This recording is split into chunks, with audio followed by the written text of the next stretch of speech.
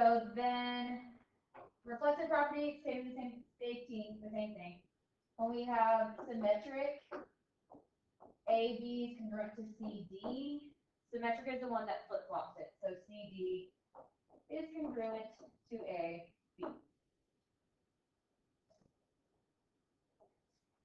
And our last one that is equality and congruent transitive. So we have AB congruent to CD. And then we have CD that is congruent to EF, linking them to be that AB is congruent to EF.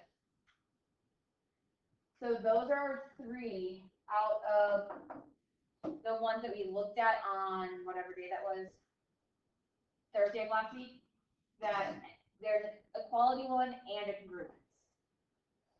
We have 1, 2, 3, 4 more that we're going to go through for today. Definition of congruence, I've mentioned it before. Definition is when you have the congruency statement and you change it to an equality statement. So saying something like AB is congruent to CD, then making it an equality statement, saying that AB is just equal to CD, or going the other way. So CD equals, or AB equals CD, then AB is congruent to CD. There I am. Change your seat. Yeah.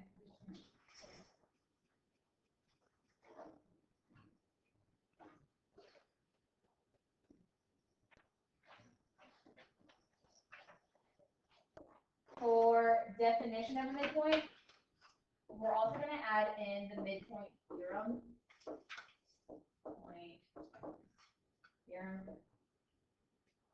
Definition of midpoint and midpoint theorem, we went over both of those on Friday, but definition of midpoint is saying if M is the midpoint of AB, then AM equals MB. The midpoint theorem is saying all that same information, but it's then saying that AM is congruent to MB. So definition is going with equality, theorem is going with congruence.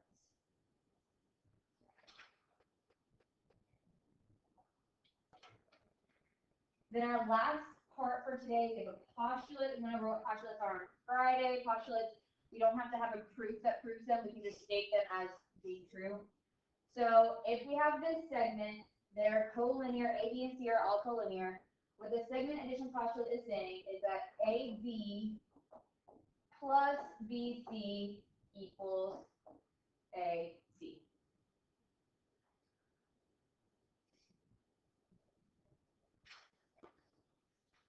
Okay, so looking at all of our stuff, things to just kind of notice and recognize. One thing is notation. If you notice, when we have congruency symbols, I have that line segment marked on top. When it's equal signs, you don't have to have that line segment on top of the letters. So that's something to take notice of. I think that is it. As we go through our proofs for today, we're going to start out really basic, where a lot of it's filled in for you, but something you have to notice. So once you get the hang of proofs, it's when you start catching on to like the little tricks and trends. Proofs, yeah, every single proof is going to be different, but there's usually a pattern that we go through with proofs. What we're going to be using a lot today is the transitive property, and we're going to be using segment addition postulate. Things that we're going to be doing is we're going to be searching to create two types of equations to then use the transitive property to link things together and then go through the rest of our proof. We're going to start out with our easiest option for proofs. Easiest options is when we have half of it filled in, because you don't have to really think of the whole thing. But we are going to go through that process of like thinking through how they're making these different steps. So the first thing that is always our given. There's only one thing listed as a given. It is saying our midpoint, or E is the midpoint of the F. So E is our midpoint of that whole segment. Then look at what you're trying to prove. What we're trying to prove is 2DE equals DF. So things that you're going to have to want to create. Since it's mentioning DF, so that is the entire segment. We're going to want to create equations of how to write DF, which is what our segment addition postulate was just talking about. How DE plus EF equals the whole thing of DF. That's going to be something we'll want to talk about and use. We also have something, it's using 2DE. Since it has 2DE, we're going to want to make an equation where somehow we're able to create this statement equals something. Because that can turn into 2DE. So we're going to have to use like substitution somehow, maybe our addition postulate or addition property of equality. So those are things just kind of think about just from what you're given. Because if you have ideas of what might have to get used, that's where it makes it a little bit quicker. Of just looking at the given part of like, oh, I see a 2 in there. So the first thing, we're going to start right from this given.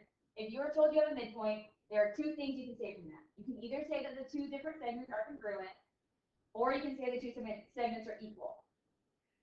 Since we have equality for our proof, we want equality to be our step. So we're saying that DE is equal to EF by our definition of midpoint.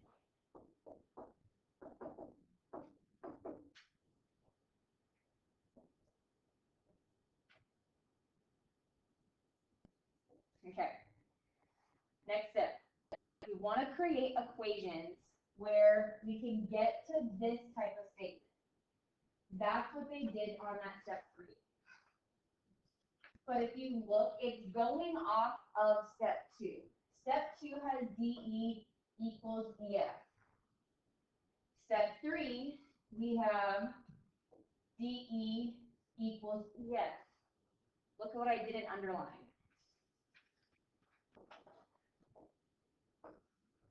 We were able to add the same thing on each side. What is that reasoning? Look back at your front of your paper if you need it. What lets you just add something on each side and maintain equality? Addition, yeah. Addition property of equality.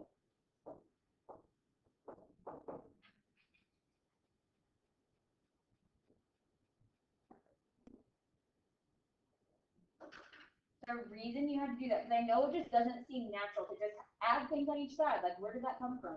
It came from, we know what we're trying to get to. Because now if you look at this next step, it's taking exactly what happened in step 3, but rewriting it where these are just combined together. That's our substitution or simplified, either option. Substitution property of equality, or we just call it simplified.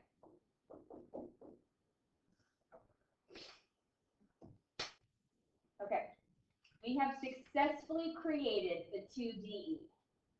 Now it's the other side that we have to worry about. If you look at the other side of what we just created, we have DE plus EF. Well, DE plus EF. Is there a different way to write DE plus EF, a different equation? It's what they have right here. DE plus EF equals the entire segment of DF, which is exactly our segment addition postulate.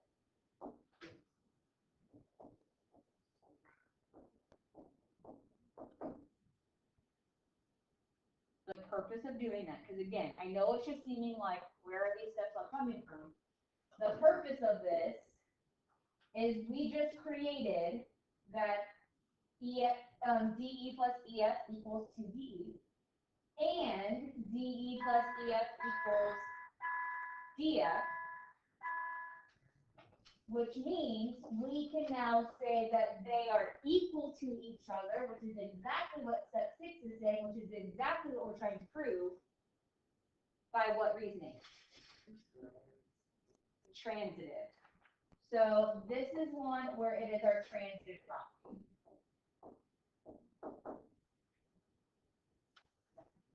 We will see what substitution looks like. That would be an example of transitive.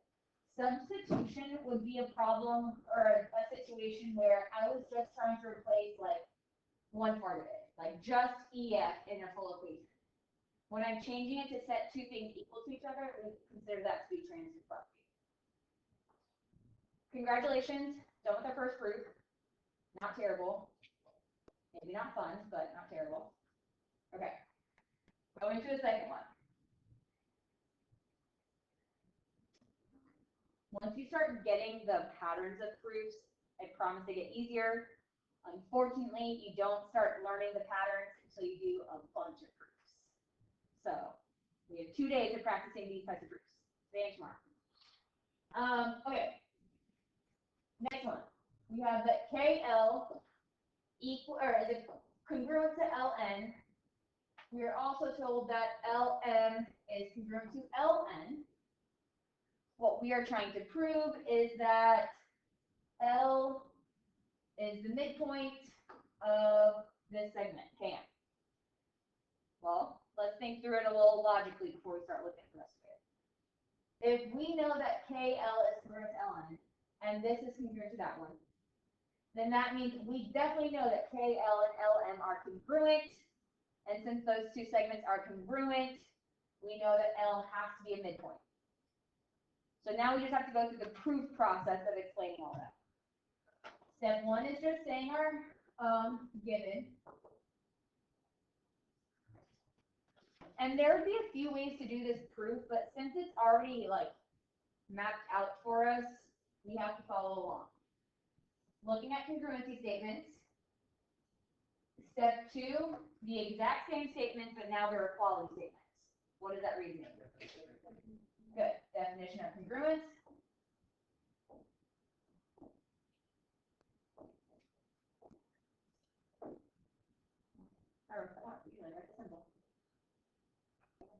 Okay. On to the next part. It says that KL equals LN, LM equals LN.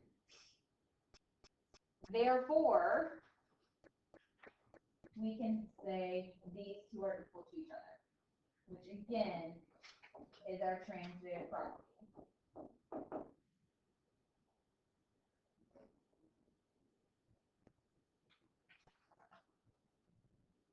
And since we were able to just prove that these two segments are congruent, that means guaranteed L is the midpoint, or sorry, we said they're equal. So L is the midpoint, so what is the reason to be able to say it's the midpoint? Definition of midpoint.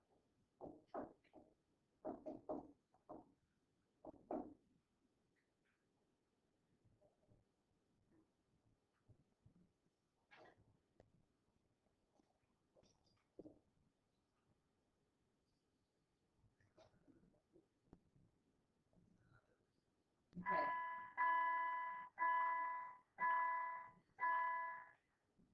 On to the last one of our hack where the statements are all given to us. PQ is congruent to TQ. We know that UQ is congruent to QS. So I have all those markings up there. We are trying to prove that PS, so the long segment, is congruent to the other long segment. So the two intersecting segments are congruent. That's our goal. Well,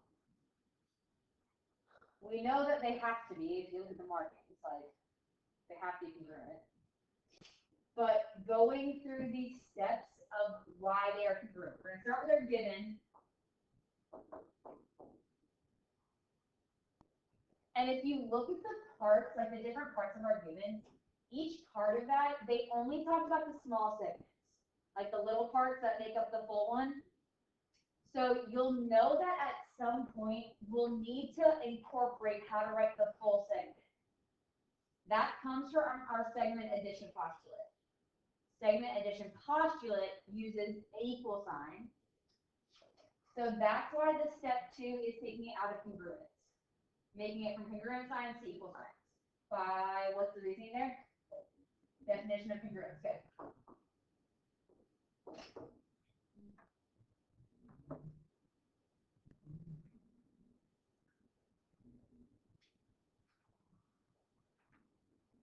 And once again, what we just talked about, our proof, what we're trying to actually prove, involves the full segments.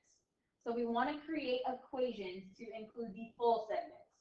The only way to write that as of now is our segment addition postulate. That is what is happening on step 3. PQ plus QS equals this whole thing of PS, and then TQ plus QU equals the whole thing of TU. That's our segment addition postulate.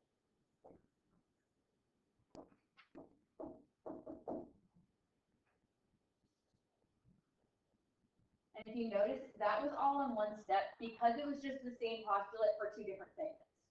So it could be included in one step. Looking at the next step, we want to be able to say that these 2 things are equal. So what you want to do is somehow create it where we change that other side of the equal sign or that equation to create the same statement.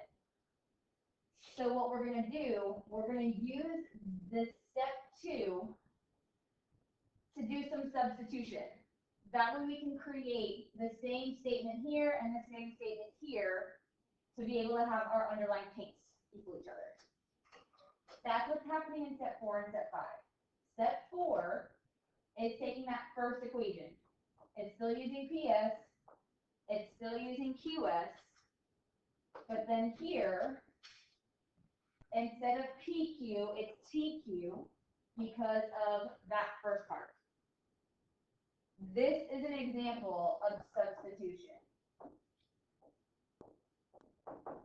Because we had a full equation and just replaced one part of it.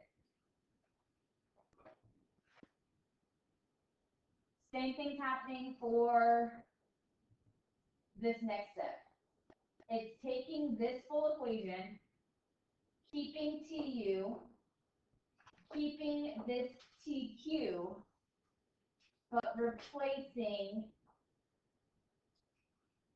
due to our step 2 of what we were given in the first place. So another round of substitution.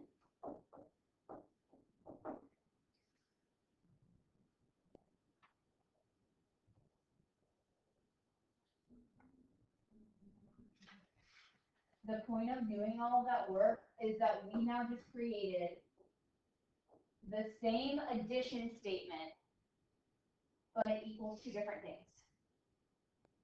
Which means we can go to this step 6 and say that PS is equal to TU. By what reasoning?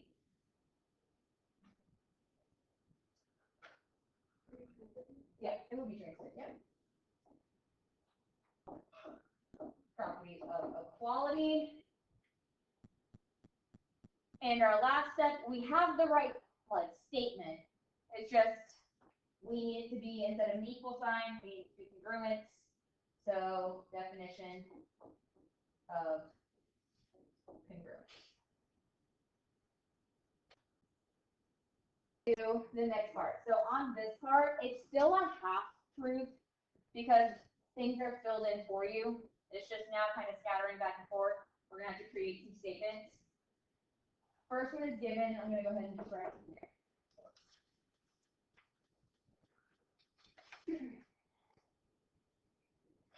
Now going through. So we have that E is the midpoint of AC. So E is our midpoint of that whole segment. And we're told that DE, so DE is equal to EC. What we are trying to prove is that DE is equal to AE, or congruent to AE. Well, things that we know. We know that since E is a midpoint, that EC and AE are equal. And then we know that since those two would be equal, since DE is equal to EC, then that would mean it would also have to be equal to AE because of our transitive property. So that's going to be our process that we go through. Now we just have to kind of write it the proof way. If you notice on the step 1 given, it only includes this one. When you have 2-part givens or like 3-part givens, you can do it all at once as step 1, or you can split it up. Sometimes it's split up because it kind of helps like flow a proof of like making sense, or it doesn't matter. It can be all at once or at certain times. So if we know that E is the midpoint of AC, starting there, from that kind of given, there are 2 things you could say. You could say the 2 small segments are equal, or that they're congruent. If it is definition of a midpoint, is that saying equal or congruent? Equal. So AE is equal to BC.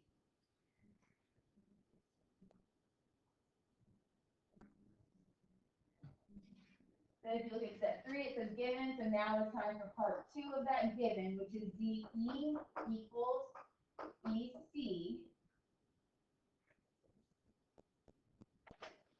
And if you notice, the reason why they split it up, we now have 2 different statements that equal EC, which now takes us to our step 4. Since both of these equal EC, we can say that AE and DE are equal to each other by what reasoning? Transitive property, correct. Good job.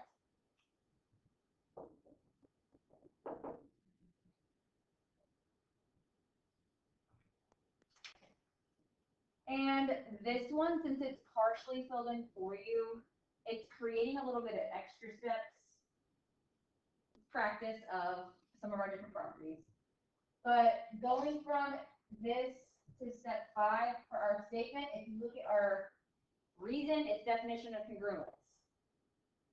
What would be our statement if it was supposed to be for the definition of congruence? Correct. Line AE is congruent to line DE.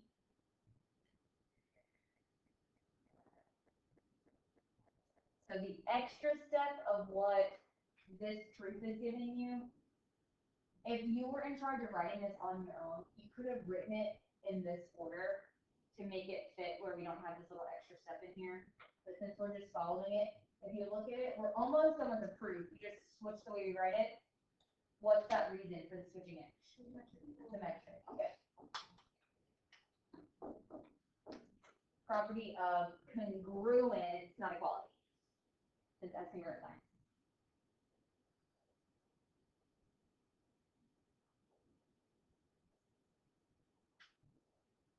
Okay. What I want you to do, I want you to try number 8. I want to see if y'all can go through and fill in number 8 without.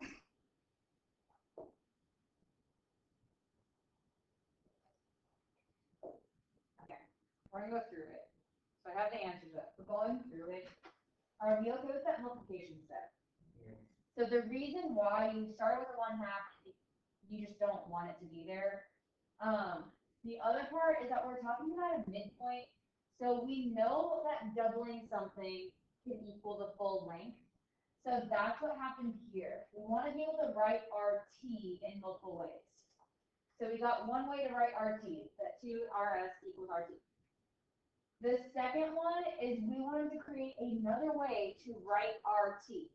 Because if we're trying to prove that S is the midpoint, you have to say that these 2 smaller segments are equal to each other. Like, you have to have that statement. So before we got to the step 3, there was no ST included. So you have to write this to be able to get ST into the equation somewhere. Then for the next part, since you had 2 different things that equaled RT, using our transitive property, setting them equal to each other. And then I know that step 5 might be a little bit weird, but isn't RS plus RS the same as 2RS? Yeah. So RS plus ST. So what happened is subtracting one of the RS's out from each side. So it was a subtraction property. And then we were able to say X is midpoint, our definition of midpoint. I know step 5 was a little bit strange, but if you rethink of like how it's written, if y'all were doing, like if I were doing it not filled in, I probably would have separated it just for my sake of like knowing where my logic is coming from. Like I would have included this as a step 5 and then had this as step 6 and 7. Just because. But it was already done for us, so I feel good. Okay, we're gonna skip number 9 for right now. And we're going to go and practice one completely on our own. So we're going to do number 10. On number 10, we're doing it all on our own. I'm going to just write the given. Now we can get that out of the way.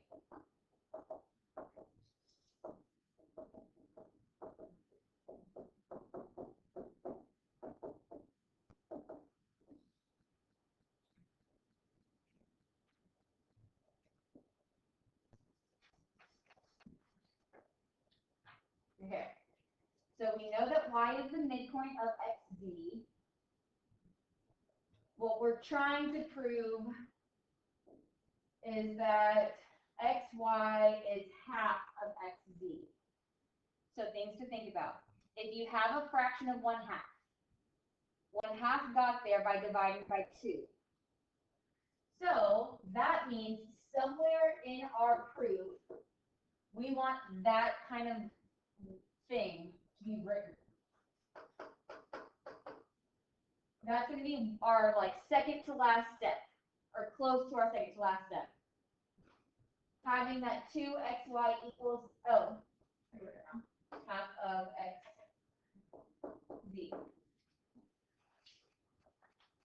That's going to be our, like, towards the very end. So it's kind of similar to the last problem, right? If you know that you have to write 2 of xy, you want to be able to create an equation where we have 2 different types of equations equaling the same thing, where we could create this 2xy. So we want some sort of xy plus xy in there. So the first thing we have to write, though, we have a midpoint.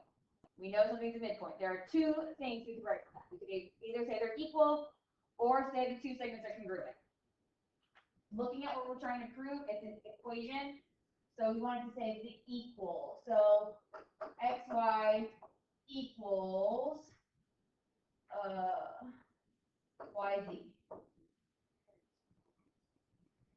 By which one? Yeah.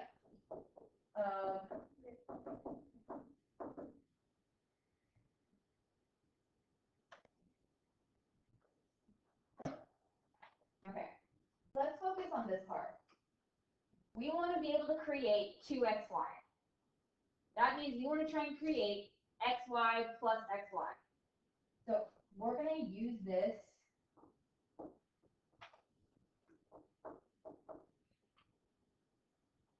and we're going to add in xy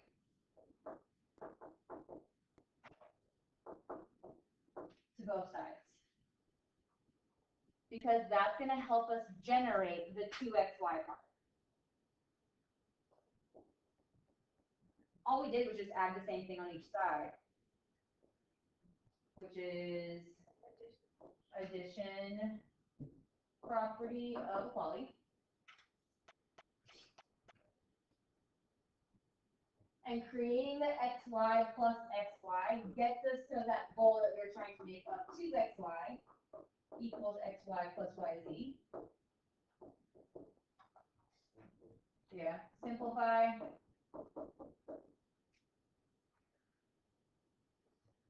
Or substitution, whichever one you want to write it as. I'll continue writing it as both. You only have to write one. Like, you don't need to keep writing both. You know.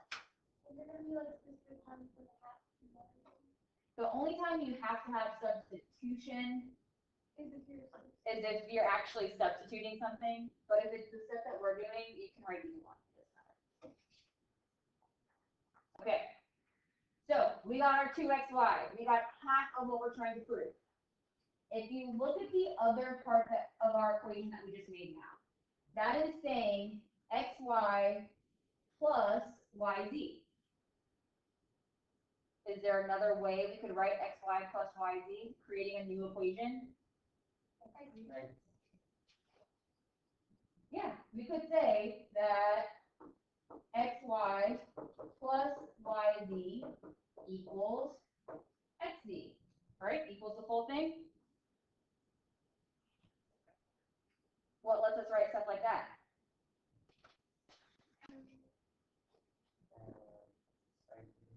Yep, segment, addition, postulate. And now we are in very good shape because what we just did, we created the same statement of xy plus yz, but we created it to equal two different things. And the two different things that it equals are the two things involved in what we're trying to prove. So we can say that 2xy equals xz. Which, ding, ding, ding, isn't that what I told you all? You want that as like almost our very last thing that we write about? Because now, how can we turn it into xy equals half of y, or let's see, division, yep.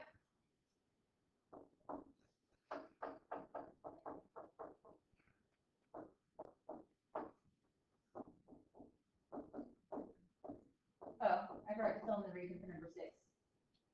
What was that reasoning for number 6? Transitive property. Okay.